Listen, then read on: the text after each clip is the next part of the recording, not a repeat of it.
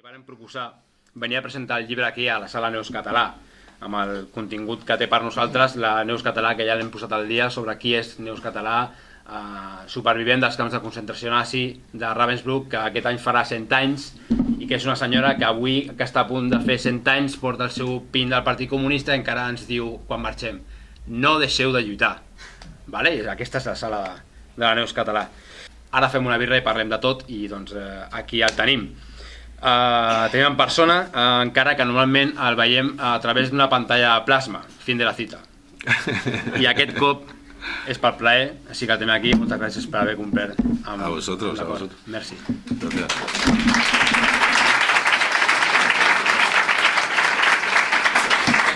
Pues buenas tardes, gracias por venir, es un placer estar aquí en Rubí.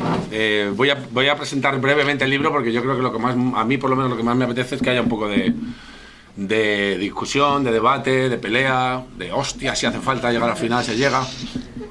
Hemos intentado conseguir libros, pero no ha sido posible.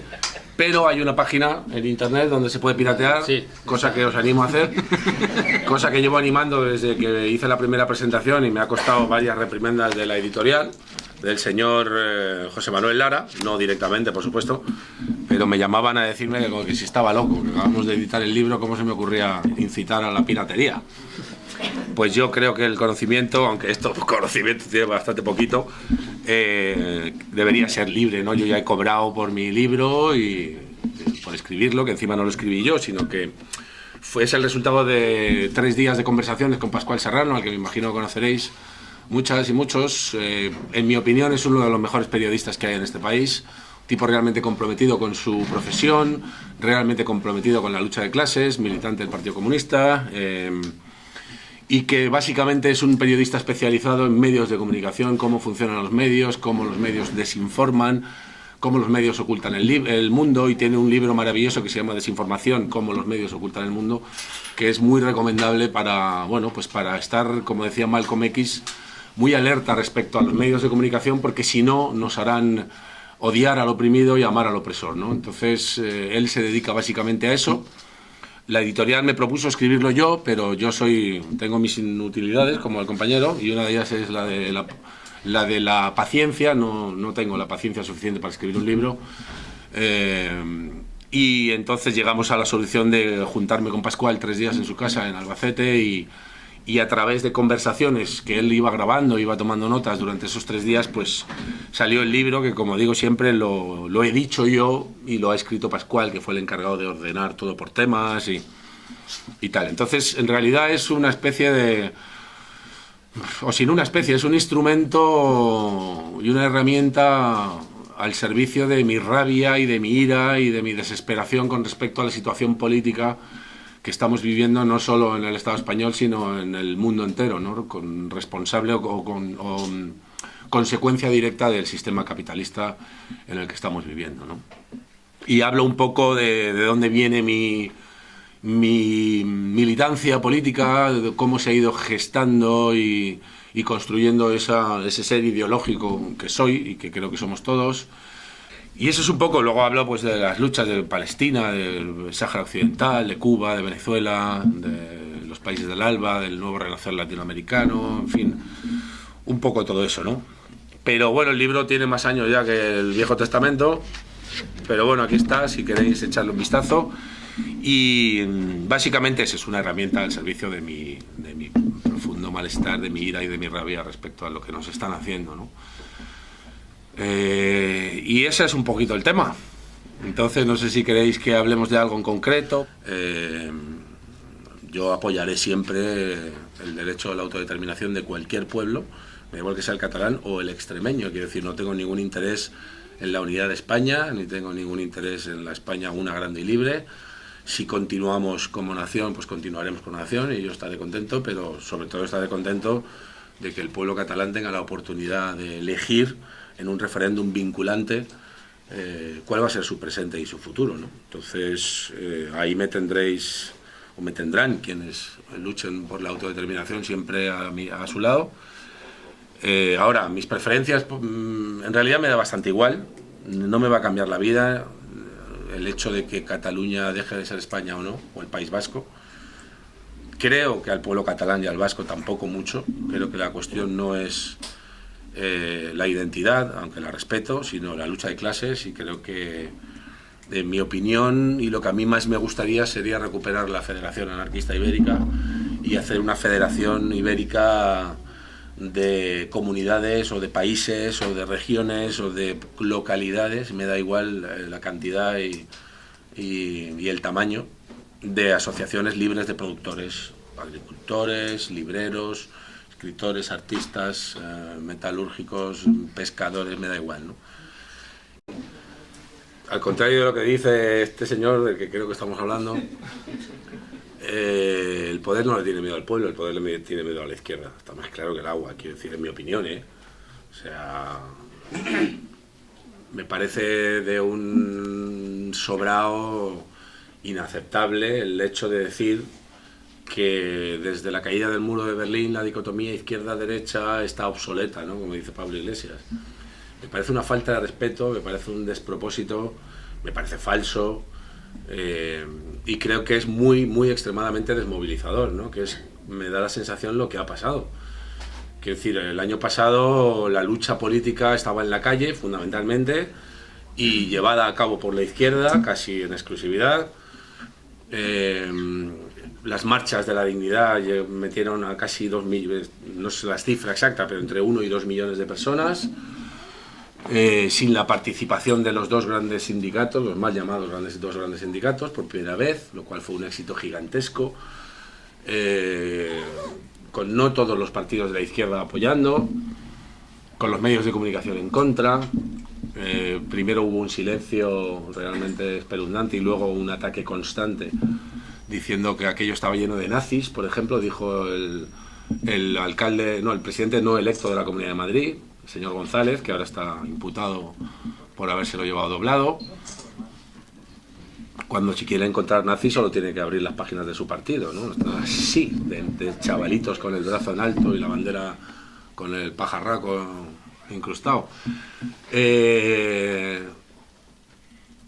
Estaba el tema de Gamonal en Burgos, que fue un detonante espectacular. ¿Quién íbamos a pensar que en Burgos, con todo mi respeto para Burgos, que ha sido tradicionalmente una ciudad de la derecha, muy de la derecha, de repente se iba a levantar un barrio entero y casi una ciudad entera, porque ya estaban hartos de la gestión de un alcalde de la ultraderecha que era íntimo amigo del constructor que iba a construir el parking, que les iba a impedir y les iba a obligar a pagar por aparcar en la puerta de su casa, en fin, ya sabemos la historia, ¿no?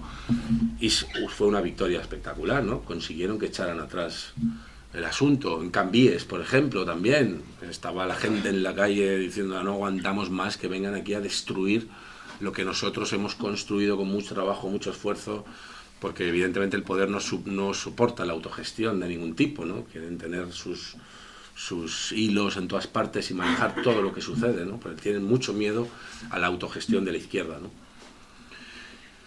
Y la cosa estaba muy animada, ¿no? Los mineros acababan de llegar a Madrid también hacía un año, después de una huelga de 2 meses enfrentándose a la Guardia Civil. En Madrid también hubo un enfrentamiento duro con la policía. Yo, que soy de Madrid, jamás había visto en mi vida, siempre en las manifestaciones hay un grupo de 100, 200 chavales que son los que se enfrentan a la policía, ¿no? Por primera vez en mi vida vi que, es que además yo estaba allí, corríamos delante de la policía y de repente la gente se empezó a parar a decir, ya está, ya no corremos más. Ya no corremos más delante de la policía, esto ya está bien. Tenemos una manifestación absolutamente pacífica, lleno de familias con bebés en sus carritos, gente muy mayor, y esta gente empezó a cargar como auténticos salvajes, matones, sicarios al servicio del capital, que es lo que son, y nos dimos la vuelta y dijimos, hasta aquí hemos llegado. Y eso fue un punto de inflexión muy importante porque éramos miles los que nos dimos la vuelta y dijimos, hasta aquí, ¿no?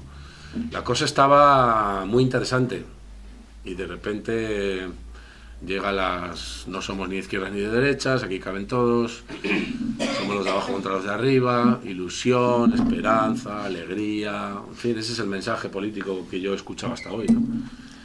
Y no sé si de una manera consciente, que empiezo a dudarlo y a tener duras sospechas respecto a que aquí hay una estrategia perfectamente planificada desde, no sabría decir quién, para acabar directamente con la izquierda organizada y organizar un partido de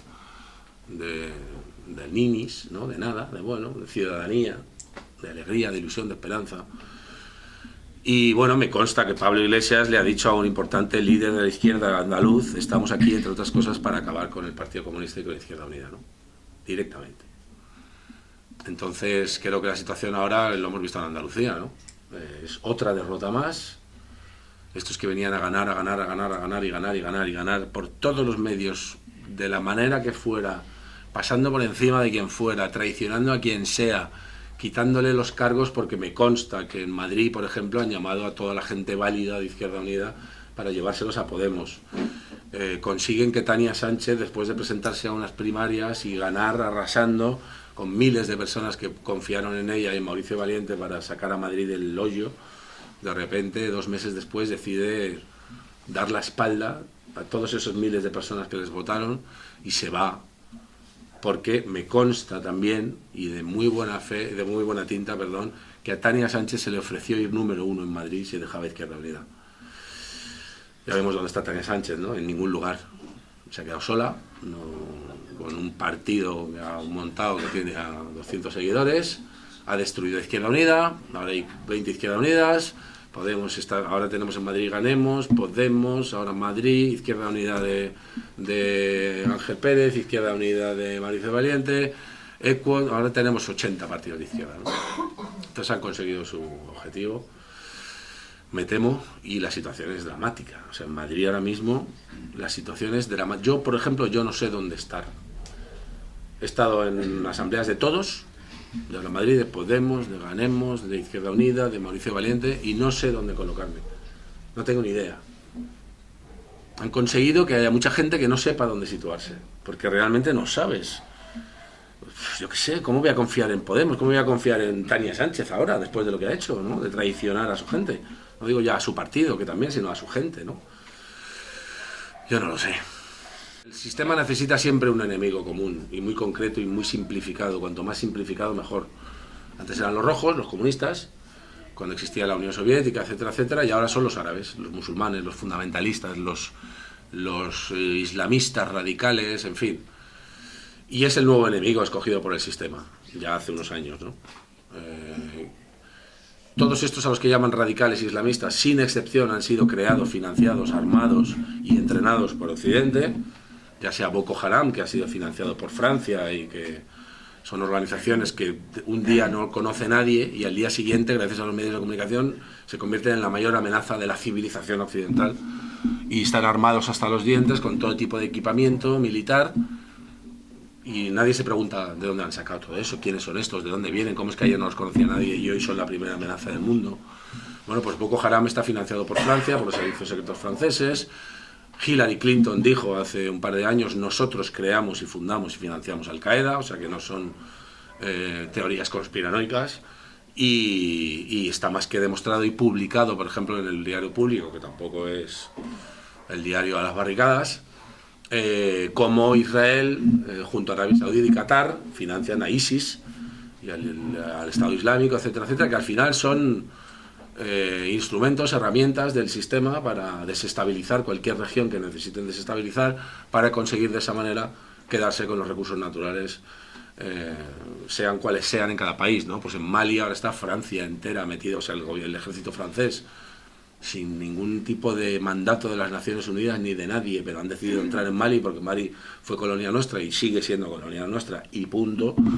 Y entonces, como se les va de las manos estos grupos yihadistas, presuntamente yihadistas, y empiezan a actuar por libre, que es lo que ha pasado con ISIS en Mali, con Boko Haram, etcétera, etcétera, y empiezan a hacerse con los pozos petrolíferos, con las minas de diamantes, con las minas de oro, de plata, etcétera, etcétera, bueno, con la riqueza de África, ¿no? Que es lo que es directamente bajo la responsabilidad de los países europeos, ¿no?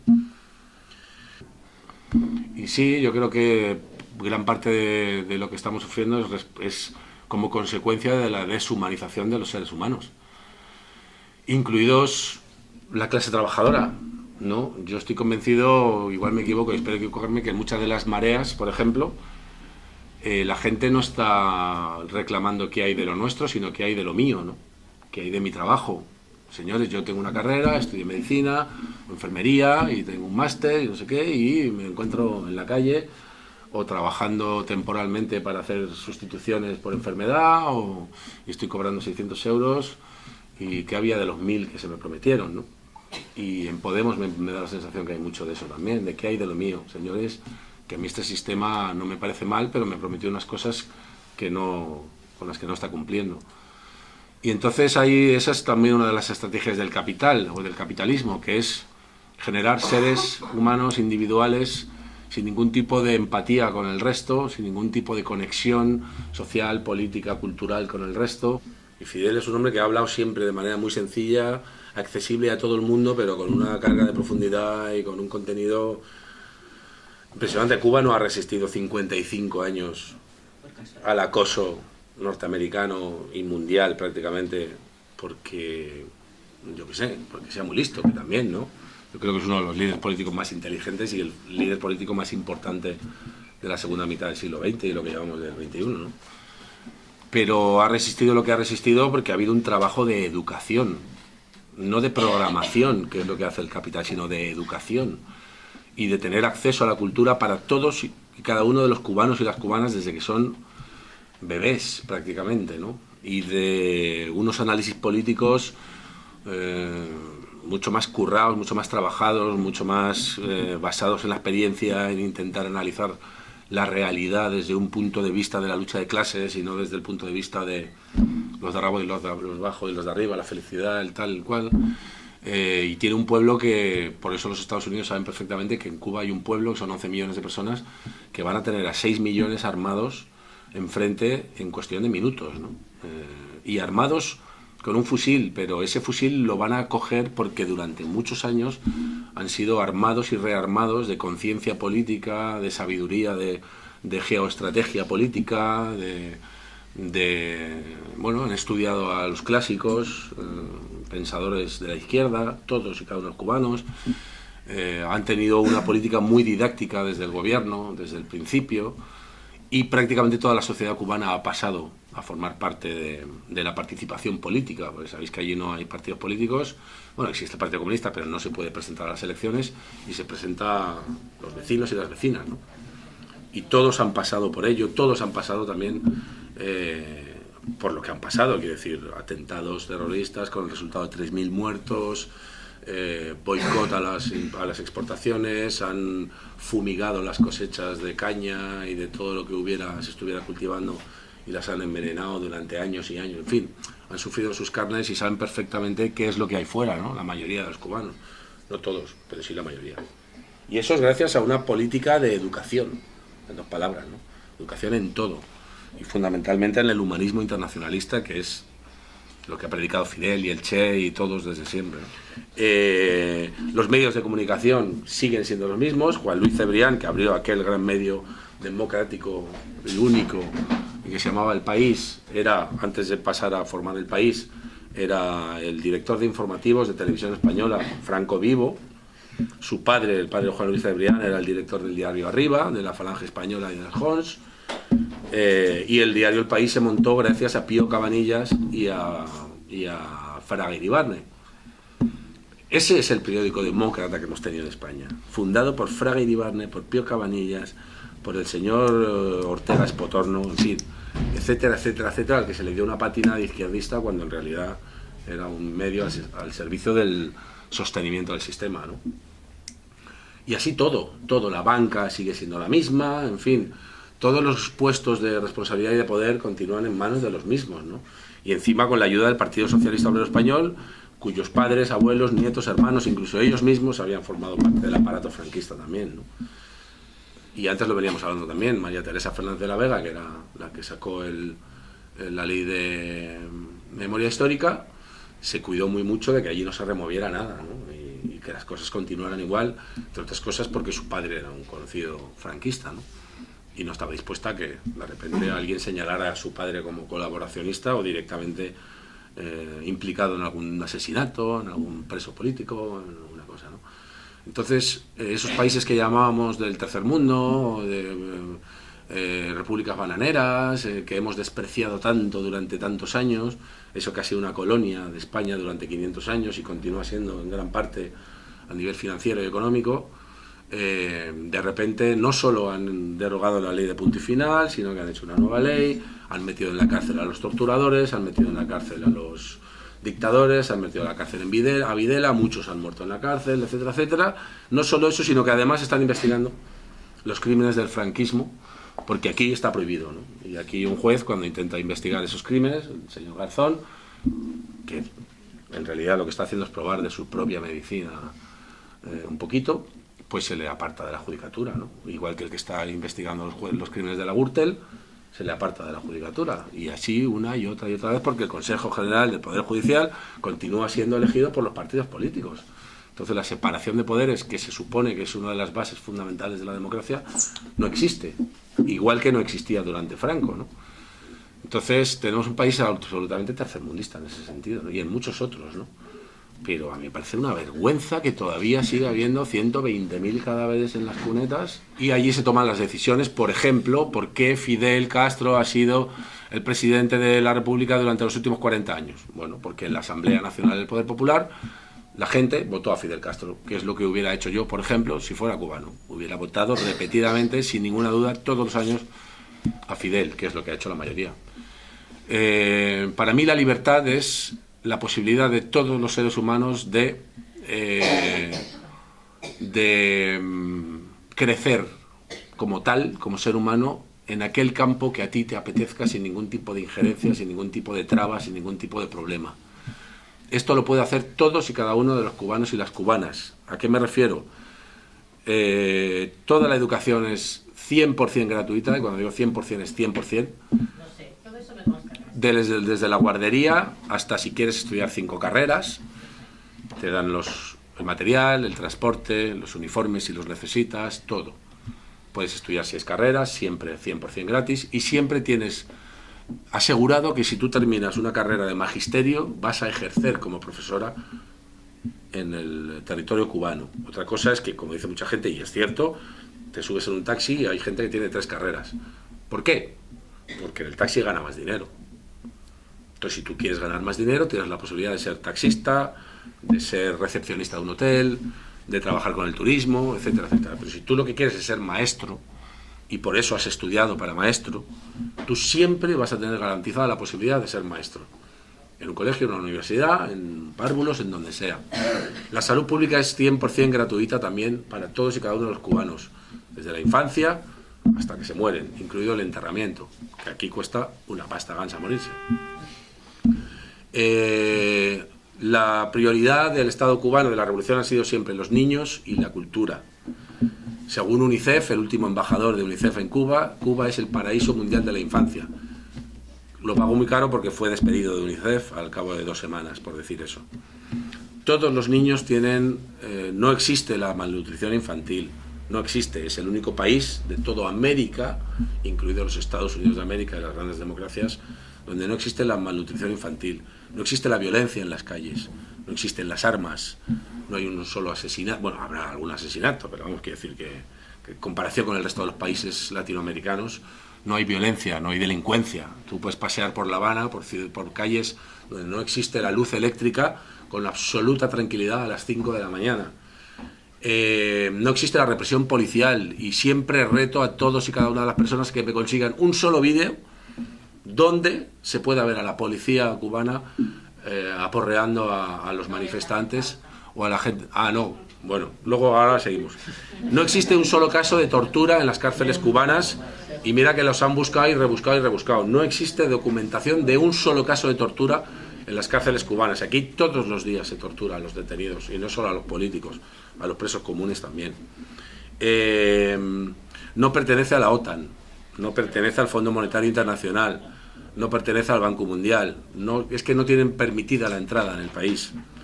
Han ejercido la solidaridad internacional con Venezuela. Os cambio a 40.000 médicos por petróleo en circunstancias económicas muy ventajosas. Tienen un programa que se llama la Operación Milagro, que ha devuelto la vista a 3 millones de personas en toda América y África. que consiste en que Venezuela pone el dinero para que coger un avión desde La Habana hasta Quito, que llenan el avión de hombres y mujeres que tienen problemas de vista, todo tipo de problemas de vista, se los llevan a La Habana, los operan gratis y los devuelven a su casa. Estados Unidos, España, Europa, las grandes democracias occidentales, lo que exportamos son armas y guerras, ¿no? Tienen a 500 médicos tratando de erradicar el ébola. No hacen como nosotros, que cogemos a 2 curas, nos los trajemos aquí, intentamos curarlos poniendo en riesgo a toda la población. No, allí se van los cubanos para allá a intentar erradicar el ébola. Y cometo mis injusticias también, pero sí creo que Carrillo fue un personaje importante, evidentemente. Fue secretario general del Partido Comunista, que era el partido más grande que ha habido en este país durante, pues desde que acabó la guerra, no, pero durante muchos años, ¿no? Pero es verdad que es un personaje que para mí tiene muchos demasiados claroscuros, un tipo que mientras su gente se estaba matando aquí y muriendo y siendo torturados, etcétera, etcétera, no hizo todo lo que pudo o todo lo que debió hacer por sus militantes dentro del interior. Creo que hizo de excesivas concesiones. Yo recuerdo, como me contaban mis padres, que los mítines del PC, una vez que se legalizó el PC, si tú aparecías por allí con una bandera republicana, no es que te la quitaran, es que los servicios de seguridad del PC te daban de hostias, te expulsaban del recinto y te quitaban la bandera, ¿no? Aceptó la monarquía, aceptó el capitalismo, aceptó la ley de punto y final, o ley de amnistía, puso todos los palos en las ruedas que puso a la izquierda revolucionaria dentro del PC. De hecho hubo esa gran escisión, ¿no?, dentro del PC muy prontito.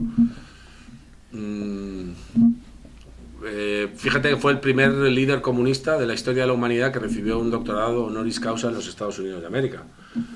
Muy prontito también, en los principios de los 80. Eso es bastante significativo, en mi opinión. Tuvo muy buena relación con el rey, decía cosas tipo Felipe González, ¿no? Yo soy republicano Juan Carlista.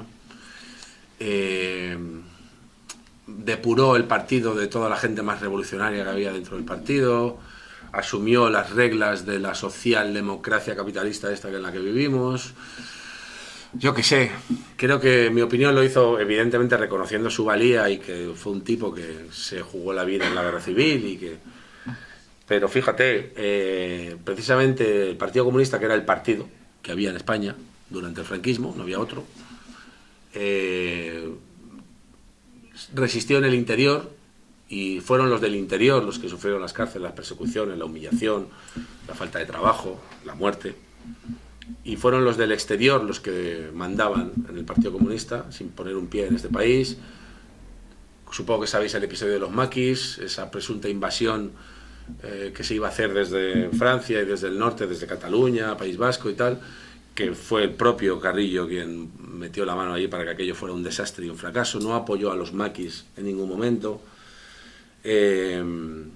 Y bueno, asumió el eurocomunismo, que en mi opinión ha sido tan perjudicial para la lucha obrera en este país, ¿no? Y solo tenemos que ver dónde acabó el PCI, el Partido Comunista Italiano, que era el más fuerte después del Partido Comunista de la Unión Soviética en el mundo, debido al eurocomunismo. Se desintegró, en Francia exactamente igual, en España exactamente igual. Y formó parte de ese grupo de políticos, junto con Felipe González, Mario Soares, etcétera, etcétera, que pararon todos esos vientos revolucionarios que sí existían en la península ibérica, Portugal y el Estado español, y que, bueno, había mucho peligro de que hubiera un foco revolucionario comunista después de la muerte de Franco, o sea, después de la Revolución de los Claveles y un año después la muerte de Franco. Había un peligro real de que la clase obrera se organizara, o que ya estaba organizada, llegara a un triunfo electoral importante y tener un foco comunista en la península ibérica, cosa que a Occidente, a Europa, no le interesaba lo más mínimo, ¿no? Entonces por eso apoyaron a esta gente. Y sin embargo Carrillo aceptó la legalización del Partido Comunista y aceptó que todos los partidos republicanos, todos y cada uno de ellos, continuaran siendo ilegales hasta las siguientes elecciones, ¿no? Entonces en mi opinión colaboró demasiado con el sistema.